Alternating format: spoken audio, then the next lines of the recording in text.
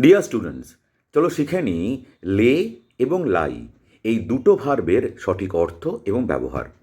প্রথমেই আসি লাই। লাই এই ভার্বটির দুটি অর্থ, এক মিথ্যা বলা আর দুই শোয়া। লাই যখন মিথ্যা বলা তখন এর তিনটে ফর্ম হচ্ছে, অর্থাৎ প্রেজেন্ট, পাস্ট এবং পাস্ট পার্টিসিপাল ফর্মটি হচ্ছে লাই, লায়েড এবং লায়েড। মিথ্যা বলো না, ডোন্ট লাই।